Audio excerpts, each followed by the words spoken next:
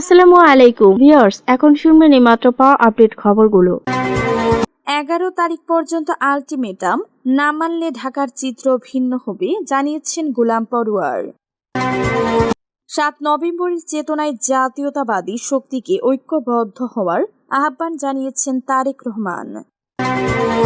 একদিনে চাঁদাবাজি দিয়ে প্রতিদিন একটা গণভোট দেয়া হবে, জানিয়েছেন ডাক্তার তাহির।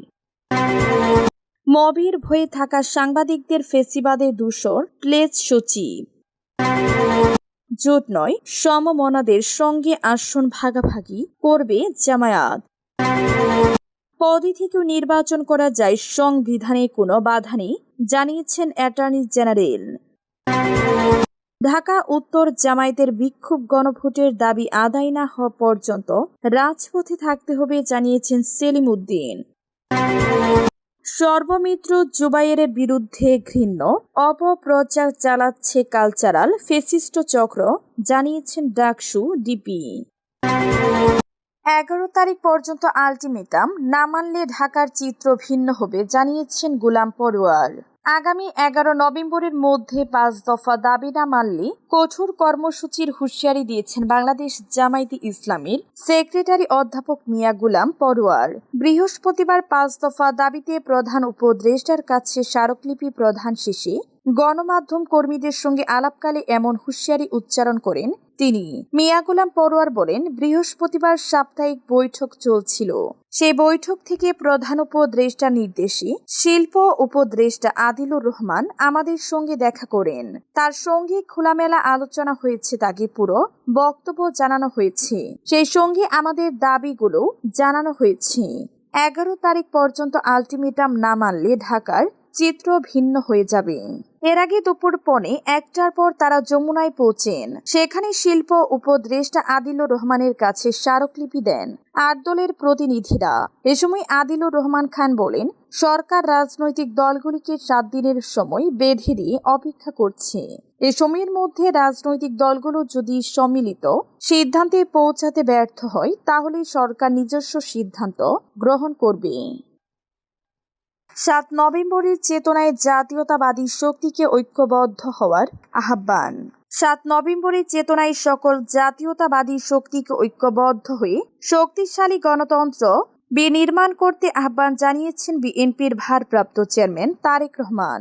গণতন্ত্রের চর্চার জন্য অবাধ ও সুষ্ঠু নির্বাচন নিশ্চিত করতে হবে বলে মন্তব্য করেছেন বিএনপির ভারপ্রাপ্ত চেয়ারম্যান তারেক রহমান। বৃহস্পতিবার 6 নভেম্বর মহান জাতীয় বিপ্লব ও সংহতি দিবস উপলক্ষে এক বাণীতে তিনি এই মন্তব্য করেন। বিএনপির ভারপ্রাপ্ত চেয়ারম্যান বলেন, আবারও চক্রান্তের গোপন পথে আওয়ামী ফ্যাসিস্টরা প্রায় 16 বছর গণতন্ত্রকে ধ্বংস করে রাষ্ট্র ক্ষমতাকে হাতের মুঠোর মধ্যে ধরে রাখে। এদের নতজানু নীতির কারণে দেশের সার্বভৌমত্ব দিনের পর দিন দুর্বল হয়ে পড়েছিল। আওয়ামী ফ্যাসিস্ট সরকার গণতন্ত্রের পক্ষে লড়াকু নেতা কর্মীদেরকে বিভৎস নির্মমতায় দমন করেছে। আয়নাঘর, গুম খুন, বিচার বহির্ভূত হত্যাসহ দুর্নীতি ও অপশাসনের এক ভয়াল রাজস্ব কায়েম করেছিল। একদিনে চাঁদাবাজি দিয়ে প্রতিদিন একটা গণভোট দেয়া যাবে, জানিয়েছেন ডাক্তার তাহির। একদিনে যে পরিমাণ চাঁদাবাজি হয় তা দিয়ে প্রতিদিন একটা গণভোট দেয়া যাবে বলে মন্তব্য করেছেন জামায়াতে ইসলামের নায়েবে আমির ডাক্তার সৈয়দ আব্দুল্লাহ মোহাম্মদ তাহির। বৃহস্পতিবার 6 নভেম্বর প্রধান উপদেষ্টা ডক্টর মোহাম্মদ ইউনূসের কাছে জুলাই জাতীয় সনদ বাস্তবায়ন আদেশ জারি ও ওই আদেশের উপর নভেম্বর মাসের মধ্যেই গণভোট আয়োজন করা সহ 5 দফা দাবি আদায়ের লক্ষ্যে আন্দোলনরত জামায়াতে ইসলামী ও ইসলামী আন্দোলন বাংলাদেশ 8টি রাজনৈতিক দলের পক্ষ থেকে রাষ্ট্রীয় অতিথি ভবন যমুনায় গিয়ে স্মারকলিপি প্রদান পূর্বক মতিঝিল শাপলা চত্বরের জামায়াতে তিনি এ কথা বলেন। আব্দুল্লাহ তাহের বলেন, আমরা রাজপথে এসেছি, প্রয়োজনে আবারও রক্ত দিব, জুলাইয়ের অর্জন সনদকে ব্যর্থ হতে দিব না। তিনি বলেন, সরকার চালাকি শুরুতে করেছে, আপনারা চালাকি করলেও আমরা আপনাদের দাবি আদায় করব। দাবি আদায়ে বাধ্য করা হবে, সময়ক্ষেপণ সরকারকে বিপদে ফেলবে। মবের ভয়ে থাকা সাংবাদিকরা ফেসিবাদের দূষর, জানিয়েছেন প্রেস সচিব। অন্তর্বর্তী সরকারের প্রধান উপদেষ্টার প্রেস সচিব শফিকুল আলম বলেছেন, যেসব সাংবাদিক মবের ভয়ে আছেন তারা ফেসিবাদের দোসর ছিলেন। এই সরকার তো কাউকে ডিজিএফআই বা এনএসআই দিয়ে হয়রানি করে নাই। বৃহস্পতিবার 6 নভেম্বর দুপুরে রাজধানীর সিরডাফ মিলনায়তনে centre for governance studies CGS আয়োজিত এক গোলটেবিল বৈঠকে তিনি এসব কথা বলেন। প্লেস সচিব এ সময় দাবি করে বলেন, সত্যিকার অর্থে অন্তর্বর্তী সরকারের সময়ে সাংবাদিকরা তুলনামূলক নিরপেক্ষভাবে কাজ করতে পেরেছে, কিন্তু আওয়ামী লীগের আমলে সাংবাদিকদের উপর ভয়াবহ পরিস্থিতি নেমে আসে। তাদের উপর নানা ধরনের নিপীড়ন ও নির্যাতন চালানো হয়। সে জায়গা থেকে আমরা বেরিয়ে আসতে পেরেছি। শফিকুল আলম বলেন, গত 15 মাসে সাংবাদিকদের নিরাপত্তার বিষয়টি নিয়ে আমরা কাজ করেছি, কিন্তু রাজনৈতিক সরকার আসলে সেটি টিকিয়ে রাখবে কিনা সেই প্রশ্ন এখনো রয়ে গেছে। জোট নয়, সমমনাদের সঙ্গে আসন ভাগাভাগি করবে জামায়াত। বাংলাদেশের একাদশ জাতীয় সংসদ নির্বাচনের প্রাক্কালে জামায়াতে ইসলামী সমমনা দলগুলিকে নিয়ে নির্বাচনী জোট গঠনের পরিকল্পনা বাতিল করে আসন ভিত্তিক সমঝোতার ঘোষণা দিয়েছে। রাজনৈতিক মহলে এই সিদ্ধান্ত নতুন আলোচনা ও জল্পনার জন্ম দিয়েছে। বিশেষ করে প্রশ্ন উঠেছে, এটি কি কোনো গোপন বা কৌশলগত পদক্ষেপ? দলটির সেক্রেটারি জেনারেল মিয়া গোলাম পরোয়ার বলেছেন, আমাদের কোনো জোটের কাঠামো নেই। আমরা শুধু নিশ্চিত করেছি প্রতিটি আসনে একাধিক প্রার্থী না থাকে। আমাদের পরিকল্পনায় গোপন কোনো বিষয় নেই। অর্থাৎ জামায়াত স্বতন্ত্র সমমনা দলগুলোর সঙ্গে বসে ভোট ভাগাভাগি নিশ্চিত করছে, তবে আনুষ্ঠানিক জোটের পথে যাচ্ছে না। রাজনৈতিক বিশ্লেষকরা মনে করছেন, আসন ভিত্তিক সমঝোতা জোটের তুলনায় অনেক বেশি নমনীয়।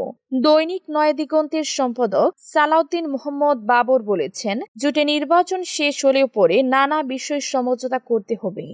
জামায়াত সহ ইসলামপন্থী দলগুলো তাই ভোট ভাগাভাগি নিশ্চিত করতে আসন ভিত্তিক সমঝোতাকে কৌশল হিসেবে নিচ্ছে। এতে সবার অবস্থান শক্ত থাকে, আবার নির্বাচনও ক্ষতিগ্রস্ত হয় না। জামায়াতের এই সিদ্ধান্তের পিছনে রাজনৈতিক বাস্তবতাও কাজ করছে।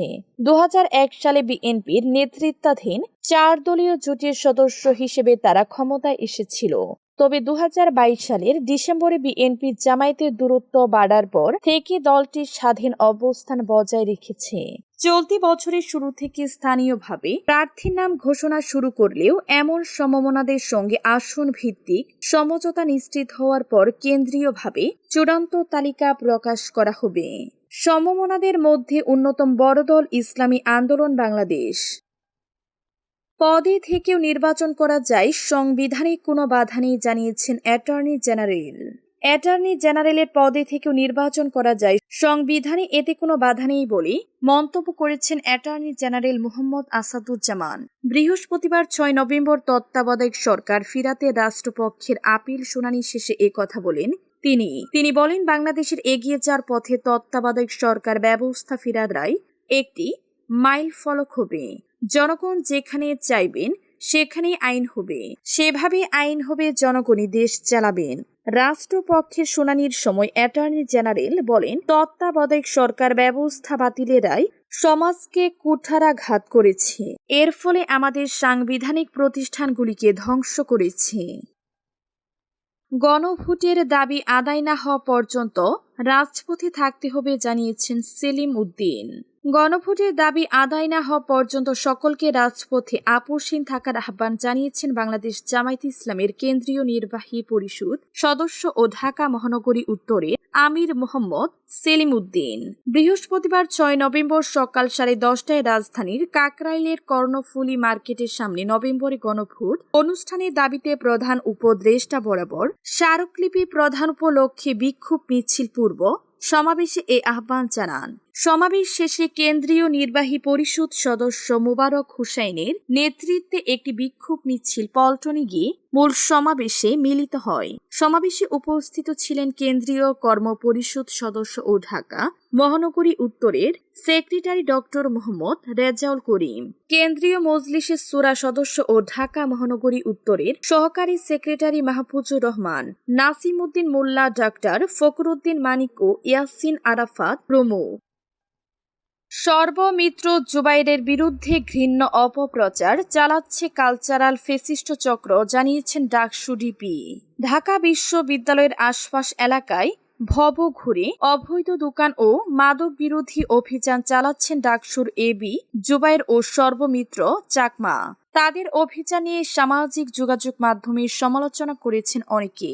তবে এবি জুবায়ের ও সর্বমিত্রের পাশে দাঁড়ালেন ডাকসু ডিপি সাদিক কায়েম। তার অভিযোগ, একদল কালচারাল ফেসিস্ট চক্র ক্যাম্পাসে অবৈধ দোকান ও মাদক বিরোধী অভিযান পরিচালনা করা এবি জুবায়ের ও সর্বমিত্র চাকমার বিরুদ্ধে ঘৃণার প্রচারণা চালাচ্ছে। বুধবার 5 নভেম্বর রাতে নিজের ভেরিফাইড ফেসবুক আইডিতে দিয়ে এক পোস্টে সাদিক কায়েম লিখেছেন, ওই গোষ্ঠী ক্রমশ উগ্র ও সহিংস অবস্থান নিচ্ছে। তারা ডাকসুর কর্মকাণ্ডের বিরোধিতা করার দাবি তুললেও বাস্তবে ব্যক্তিত্বের দানব বানানোর চেষ্টা করছে এবং শিল্পকে ব্যবহার করছে আতঙ্ক ছড়ানোর হাতিয়ার হিসেবে।